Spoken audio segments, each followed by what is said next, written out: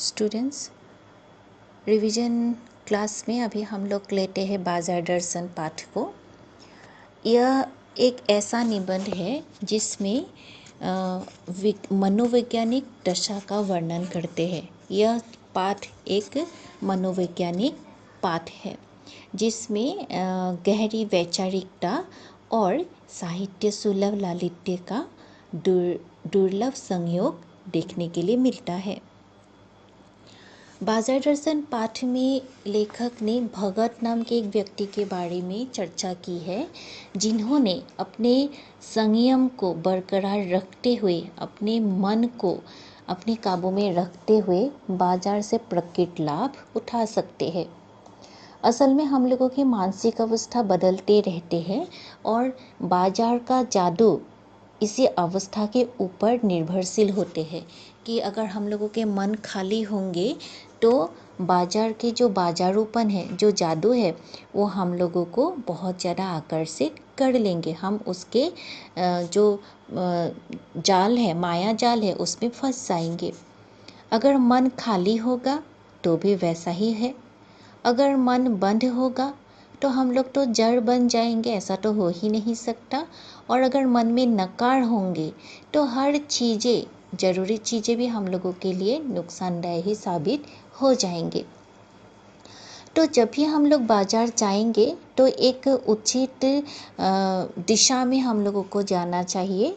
बाजार जाते समय एक लिस्ट, जैसे कि आप लोगों को क्या क्या ज़रूरी है, क्या चाहिए, सबसे पहले क्या खरीदना है, उसका एक लक्ष्य बांध कर जाना चाहिए।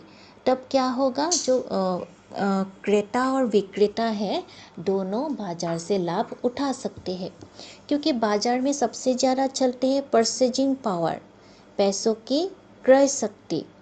और परचेजिंग पावर बाजार में इस तरह से फैलते रहते हैं या लोगों के मानसिकता पर इस तरह से हावी होते रहते हैं कि लोग उसके चक्कर में आकर भूल जाते हैं। और परचेजिंग पावर ही क्या करते हैं, कपट बढ़ाते हैं। और कपट की बढ़ती का अर्थ ही है परस्पर में सद्भाव की घटी। और इसी सद्भाव के ह्रास पर आदमी आपस में भाई भाई और सुहृद और पड़ोसी रह नहीं जाते हैं। ठीक है। और लोग स्वार्थी हो जाते हैं। ग्राहक भी मतलब अपने स्वार्थ के लिए, अपने आप को श्रेष्ठ दिखाने के लिए जो ज़रूरी होते हैं या नहीं होते सब चीज़ें खरीद लेते हैं। ठीक उसी तरह से दुकानदार भी क्या करते हैं, ग्राहक की ज़रूरी सामानों को ध्यान में रखते हुए उसको शोषण करते हैं। जैसे अभी आप लोगों को पाठ के आसपास में प्रश्न पूछा जाता है कि लेखक ने पाठ में संकेत किया है कि कभी कभी बाजार में आवश्यकता ही शोषण का रूप धारण कर लेती है। क्या आप इस विचार से सहमत हैं? तर्क सहित उत्तर दीजिए। तो बाजार में क्या होता है, आवश्यकता ही शोषण का रूप ले लेते हैं। जैसे मान लीजिए आपको एक चीज़ की बहुत ज़्यादा ज़रूरत है, आपको वह चीज़ चाहिए। तो आप जब दुकान में जाते हैं, आपकी बातों से, आपके व्यवहार से दुकानदार आपको पढ़ लेंगे, दुकानदार आपको समझ लेंगे कि इनको इस चीज़ों की बहुत ज़्यादा ज़रूरत है। और वे लोग अपने फ़ायदे के लिए क्या करेंगे, उसका जो दाम है वो 2 गुना या 3 गुना कर देंगे। और आज की हम लोगों की जो सिचुएशन है, जैसे अभी लॉकडाउन का समय चल रहा है, तो हर जगह हर अत्यावश्यक जो चीज़ होते हैं वो अच्छी तरह से सुलभ मूल्य में प्राप्त नहीं होते हैं। तो उसको क्या करते हैं लोग, दुकानदार उसके लिए मतलब उसका दाम ज़्यादा बढ़ा देते हैं, क्योंकि उनको पता है कि मनुष्य की इन चीज़ों की ज़रूरत है और उसको वो खरीदेंगे ही। तो ये इस तरह से एक शोषणकारी शक्ति, एक विनाशक शक्ति क्या हो जाते हैं, पैदा हो जाते हैं। ठीक है। और इसमें ये जो पूरा पाठ दिया गया है, इसमें परचेजिंग पावर के बारे में भी बोला गया है कि जो परचेजिंग पावर है वो सकारात्मक रूप से भी हम लोग प्रयोग कर सकते हैं और नकारात्मक रूप से भी प्रयोग कर सकते हैं। ये मनुष्य के व्यक्तित्व के ऊपर निर्भरशील है।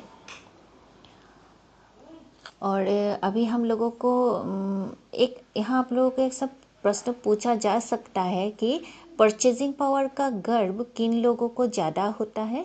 तो परचेजिंग पावर का गर्व उन लोगों को ज़्यादा होता है जो बाज़ार में आकर यह नहीं जानते कि उन्हें क्या चाहिए। उनके पास ढेर सारा पैसा है लेकिन उनके पास कोई लक्ष्य नहीं है कि उन्हें आज यही खरीदना है, तो वे लोग अपने पावर का गलत इस्तेमाल कर बैठते हैं।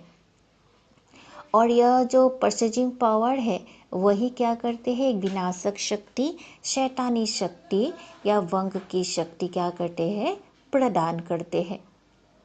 और ऐसे मनुष्य कभी भी बाजार से लाभ नहीं उठा सकता। तो बाजार को सच्चा लाभ कौन दे सकता है, यह भी एक सवाल हो सकता है। तो बाजार का सच्चा लाभ वे मनुष्य दे सकते हैं जो यह जानते हैं कि उन्हें क्या चाहिए, उनको किस चीज़ की सबसे ज़्यादा ज़रूरत है। तो बाजार दर्शन पाठ का जो मूल बात यही था। इसमें और एक आप लोगों को थोड़ा बहुत समस्या हो सकती है कि पाठ के बीच में आए हैं कि हम में पूर्णता होती तो परमात्मा से अभिन्न हम महाशून्य ही न होते। अपूर्ण हैं इसी से हम हैं। सच्चा ज्ञान सदा इसी अपूर्णता के बोध को हम में गहरा करता है। सच्चा कर्म सदा इस अपूर्णता की स्वीकृति के साथ होता है। अतः उपाय कोई वही हो सकता है जो बलात् मन को रोकने को न कहे, जो मन को भी इसीलिए सुने क्योंकि वह अप्रयोजनीय रूप में हमें नहीं प्राप्त हुआ है। हाँ, मनमानेपन की चोट मन को न हो क्योंकि वह अखिल का अंग है, खुद कुल नहीं है। एग्ज़ाम में इस तरह से एक पैराग्राफ दे देंगे, एक उसके ऊपर आप लोगों को प्रश्न पूछा जाएगा। तो यह जो पैराग्राफ है इसमें से इस तरह से क्वेश्चन निकलते हैं कि क्या पूर्णता होने पर मनुष्य की सत्ता होती, यदि नहीं तो क्यों।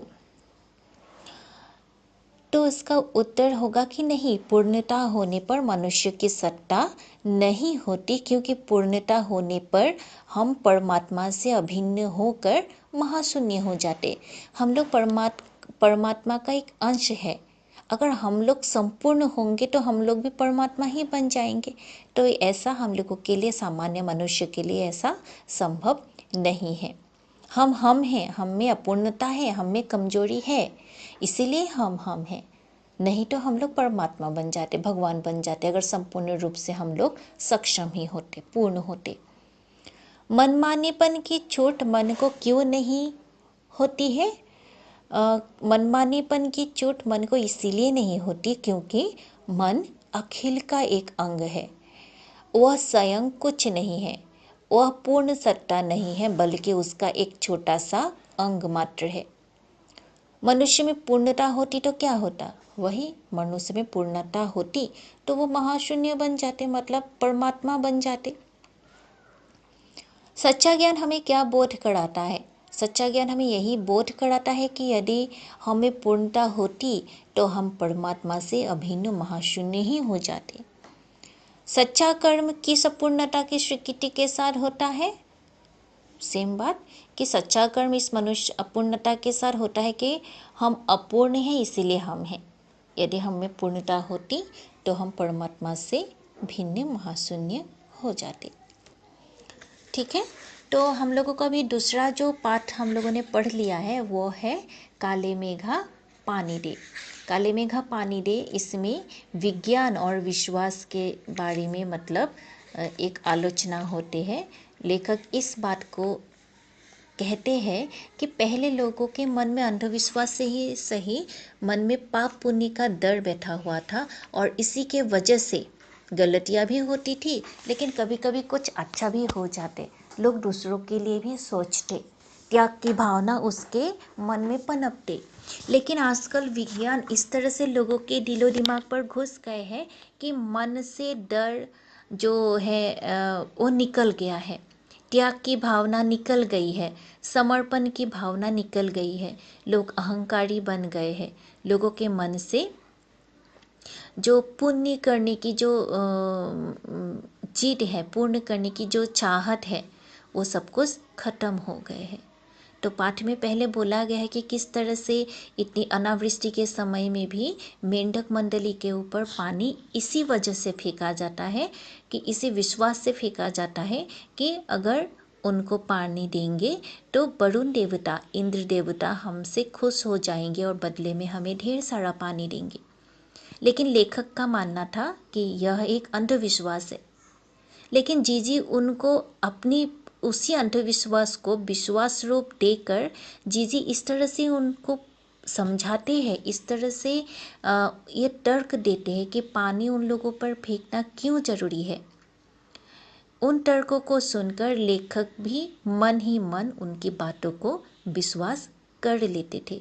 उनको ऐसा लगता था कि है तो ये अंधविश्वास, लेकिन ये एक राह दिखाते हैं, यह एक उम्मीद जगाते हैं कुछ अच्छा कर जाने के, एक विश्वास जगा कर रखते हैं।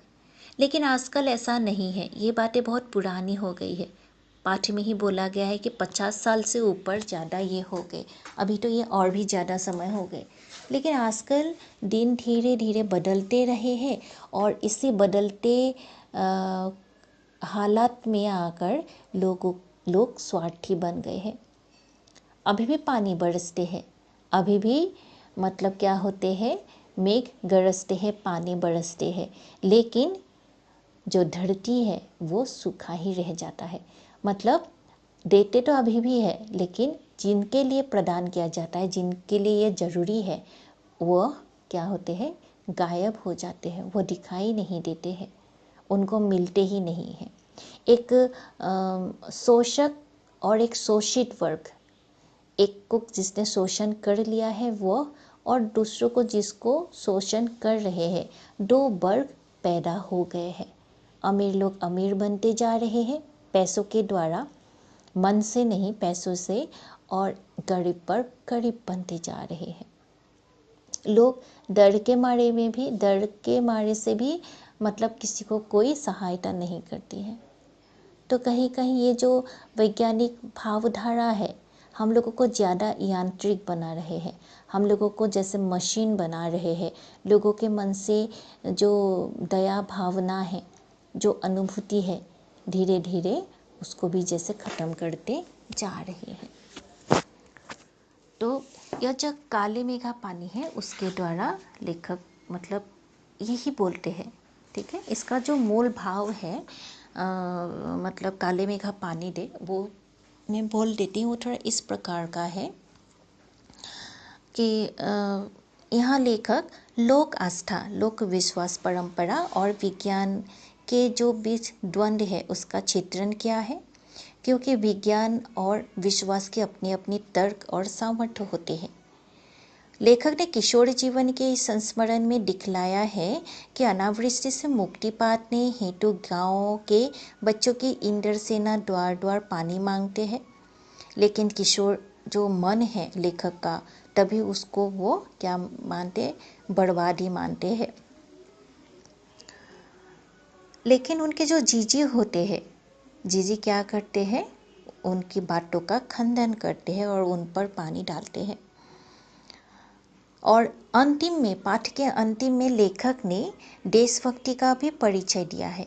उन्होंने कहा है, यह चिंता जाहिर की है कि देश में फैले भ्रष्टाचार दिन ब दिन अपना जो उनका जो जगह है, अपने हथौड़ा वो हमेशा बढ़ाकर आते जा रहे हैं, भ्रष्टाचार।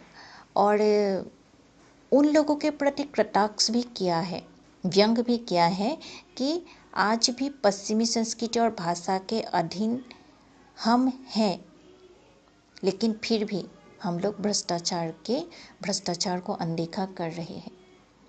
लेखक ने बातों बातों में बोला था कि हम लोग अंधविश्वासी हैं, इसीलिए हम लोग पश्चिमी सभ्यता से, अंग्रेजों से बहुत पिछड़े हुए हैं।